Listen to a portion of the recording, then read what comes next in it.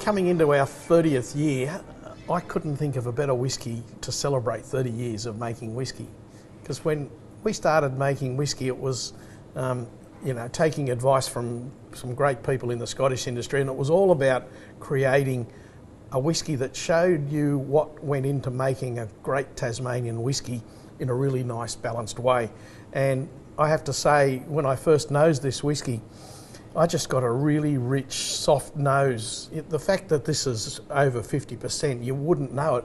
You know it has a great sense of alcohol, but the nose is just rich and soft, and it's starting to invite all of those yummy things that I love in a whisky, some of those barrel notes of port and the sherry and the vanilla from the bourbon cask, and just that really lovely, delicate hint of peat.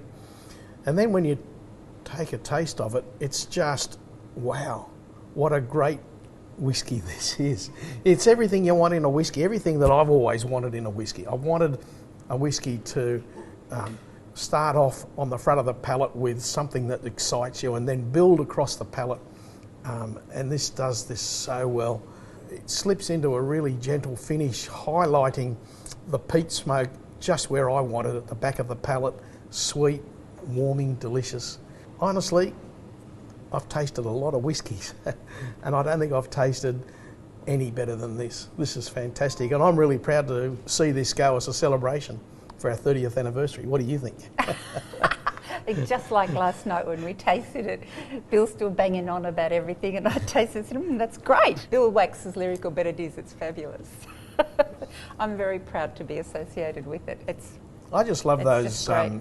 You sort of get the things I like. This is the plum pudding notes, the marzipan, and some vanilla swirling around the edge of that. I just love that in a whisky. I like the fact that it covers your whole mouth. I'm not happy with a whisky that leaves bits of your mouth empty, whereas this covers your whole palate, your whole mouth, and it fills it with yumminess.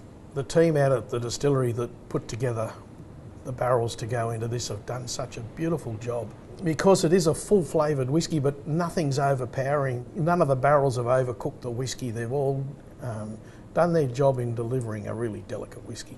And it's about the whisky. Yeah, it's clean. Yeah. It fills the mouth, and when you finish it, you're left with this wonderful celebration of Tasmanian malted barley as well. Oh, wow. Wow, that's seriously good whisky. This is Exactly, yeah. When we set out to make whisky, there were all manner of things we had to experiment with. Barrel types, yeast types, where to leave the barrel while it was maturing. But one of the things I wanted to do in introducing Tasmanian whisky to people was to produce a whisky that showcased all of the elements in a balanced way. You know, a really delicate nose, a palate that exhibited the barrel that had come from, whether it was port or sherry or bourbon. And I wanted it to finish long and warm. And this whisky does all of that, and in spades. I think one of the things that, I'm proudest of, and I'm pretty sure, I'd like to think you would be too, is that when we started, we had no idea that our distillery would grow the way it has, let alone an industry here in Tasmania and across Australia. I've tasted many, many wonderful whiskies that have come from that. I guess for me the take to this is, wow, how amazing it is that Australia has taken to Tasmanian whisky and to Lark. I couldn't be prouder, and I think we're sitting pretty. Well, I think it's sort of lovely too that not only Australia, but a lot of the rest of the world has taken to Lark as well. It was one of the things, remember, we were so worried about what the Scottish industry might think about us silly colonials making whisky. I was really nervous about that, because we only got into this because we loved our Scottish single malts, and we wanted to make something that was a Tasmanian single malt, and something that eventually they might be proud of. But that happened a lot sooner than I imagined, that the Scottish industry in particular picked up on our whiskies, started awarding us some pretty high accolades, and they're just as excited as we are to see how well our whiskies come along. And thanks to them and their help too. Oh, and I've always tried where possible to recognise and acknowledge the help that we had from Scotland. And so I think this is something I could say many thanks to Scotland and cheers. Yep.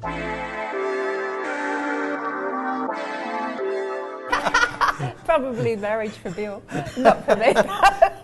It's not 30, it's 48. It's 48. We are actually this year celebrating 48 years of marriage and 48 years in Tasmania, and now 30 years of making whisky. Both marriage and whisky making requires everybody involved. Patience. Couldn't have said it better myself. But it requires everybody working together to achieve something that we're proud of. And when we started, when we got married, we were young and we were going to take on the world together. When we started making whisky, we both said we weren't going to release any whisky unless you and I were both 100% happy to share this with our friends. Yep. Absolutely, Lyn. There's no question. There's no question about it. Lyn does have the best palate, and for those who can remember the early days of Lark, we had something like 11 products.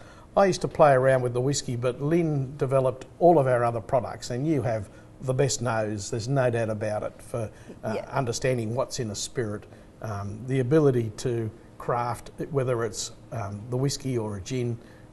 You know, I just love drinking it. Bill's the best at explaining and I guess describing things and what's in it. I sort of take a sip, yep, I like it, no I don't. I'm the dot point person, Bill's the essay.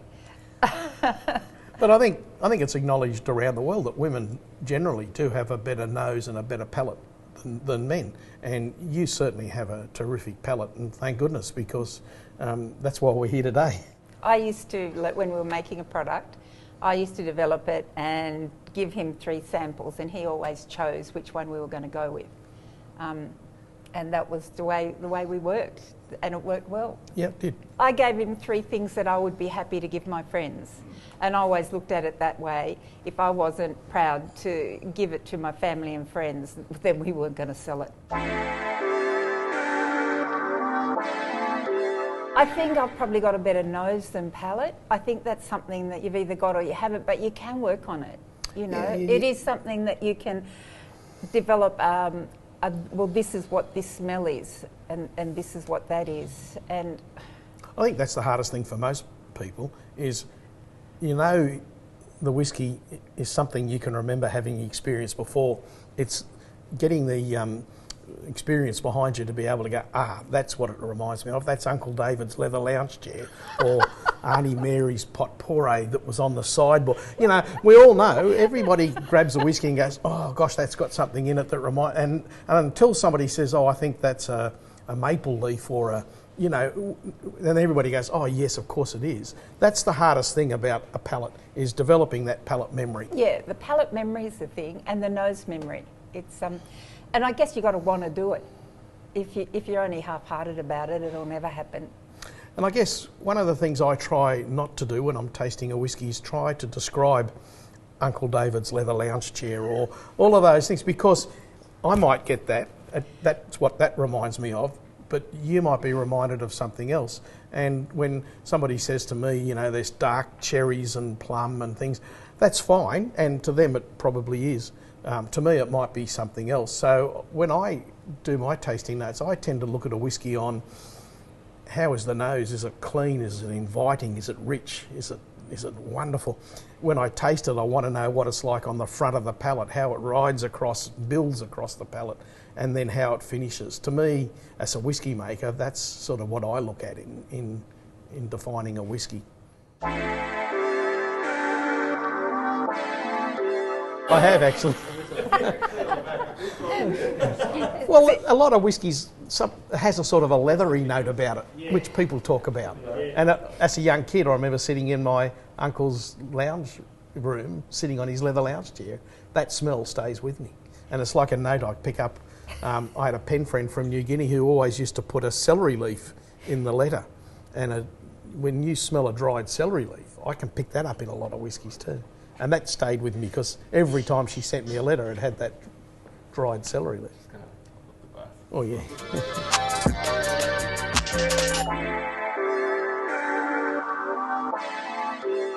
when we started making whisky, we didn't have access to peat, or we didn't think we did.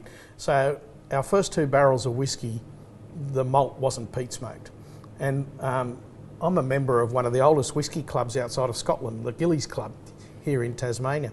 And the laird of the Gillies Club is a Scottish chap who insisted that I get some peat and try and introduce peat to the whisky.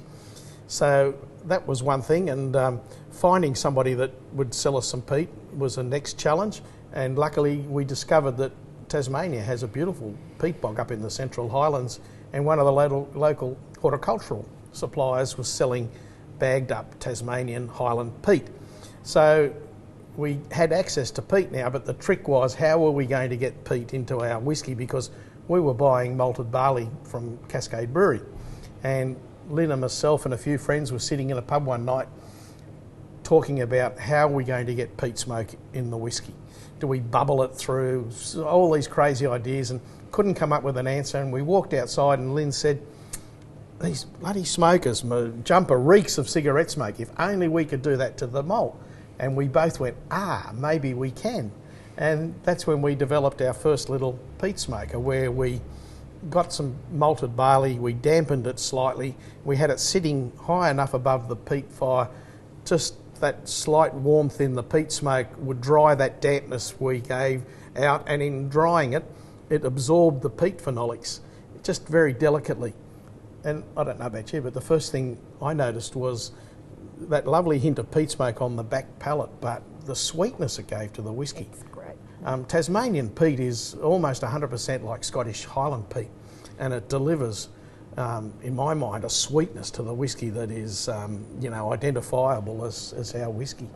And so that's how we developed our peated whisky. In our very early days, we would peat smoke maybe 16% of our malted barley was peat smoke, so only very, very lightly. A lot of people couldn't tell it was there. And we've become a little bit more adventurous with the peating, I believe, now. We're producing some whiskies that are more heavily peated, and for me, that's something I'm pretty excited to look forward to. Yeah. It's just that sweetness and the extra dimension of a peated whisky, as opposed to one that just hasn't got it. I also love how it holds the whisky on the back of the palate. That slight dryness and sweet smoke you get, it just allows the whisky to sit on the back of the palate before it slips away into the finish. That's kind of what I like about it. Yeah. We used to. Us and the kids. We used to have the kids didn't get out of it. a day up at the bog. Yeah, everybody shoveled peat into the garbage bags and bring them home. And Yep. Yeah. So we all did everything.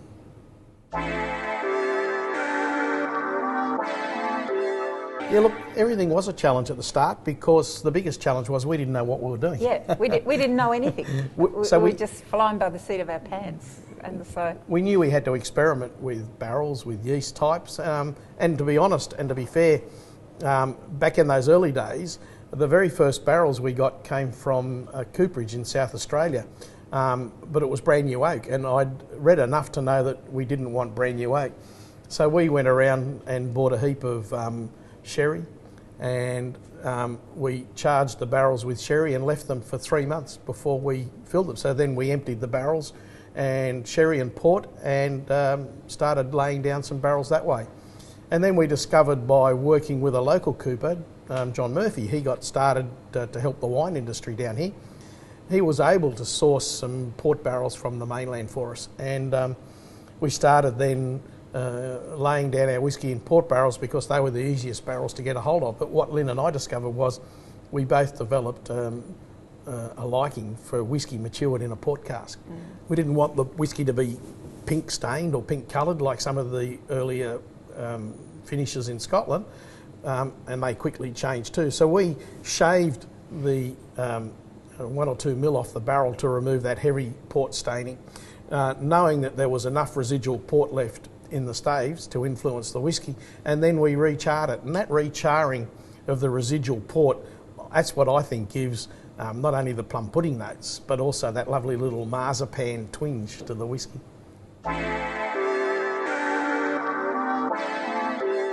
In the early days, we probably only put down a barrel every 6 months, because, especially when we first started, because we had Jack, we had the kids baby, to look after. the kids. I had a busy survey practice. We were both involved in running a pub up in the ski field of Ben Lomond, and we were both involved with looking after sheep on a farm down the Mountain River.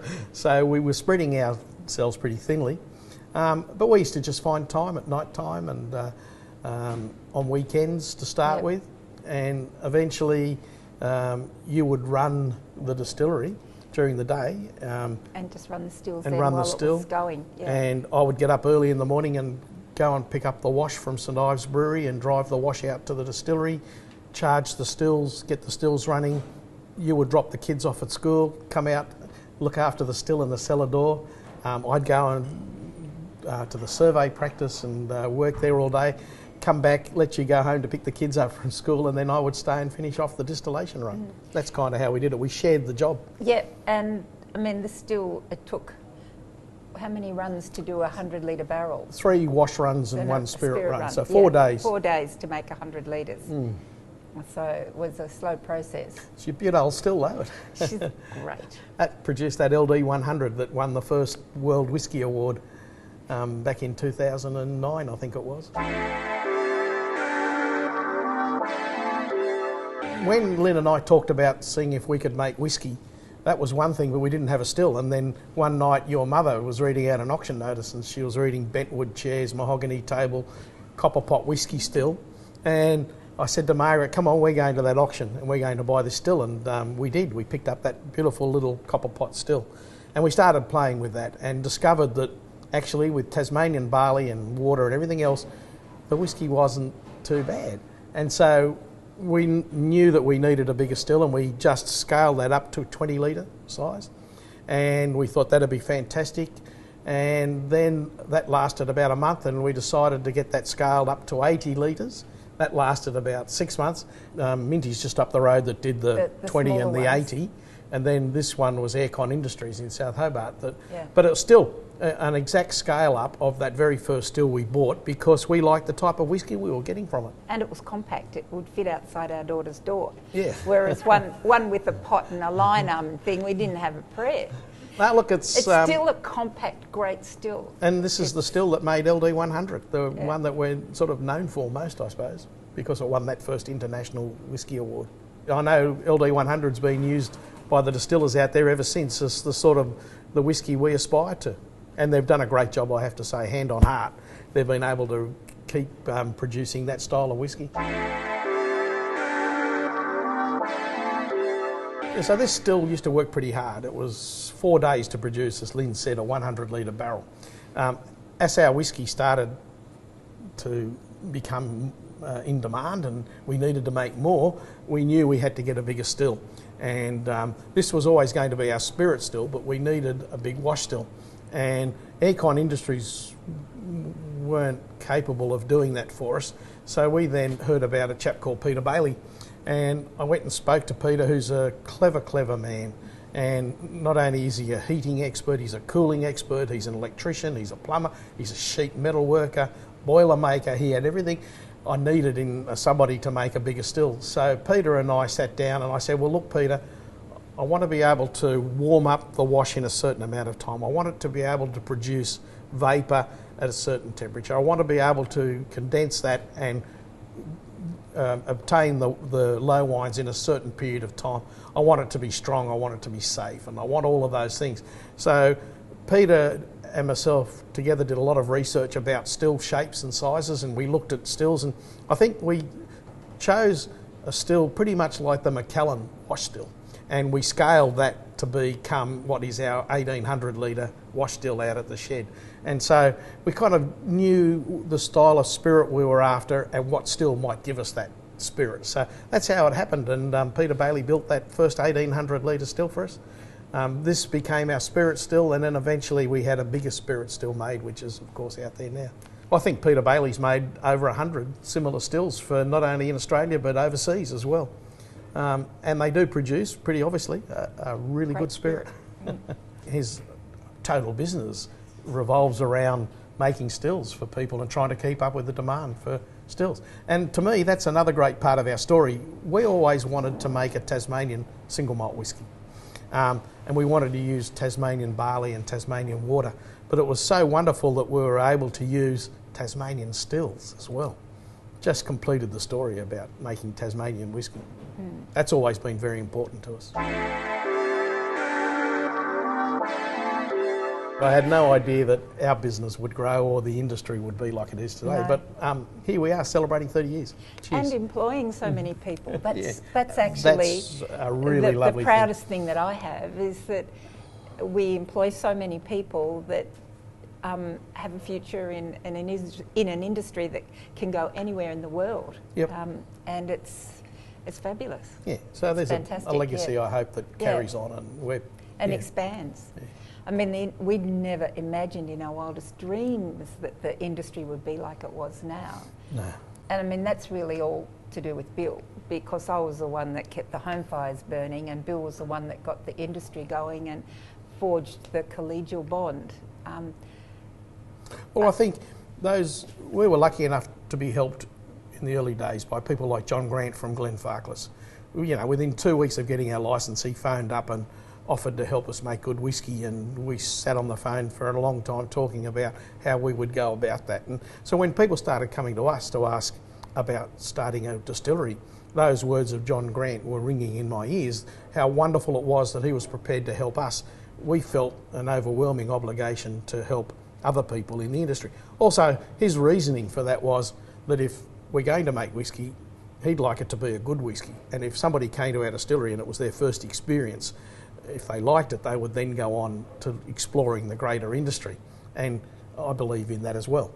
I'd sooner see somebody that wants to make whisky make good whisky so that everybody gets to enjoy that and grows the experience. So it's a celebration to people like John Grant from Glenfarclas. Yeah, look, wow. This is a great whisky to be celebrating 30 years of whisky, but it's only available to the Whisky Club.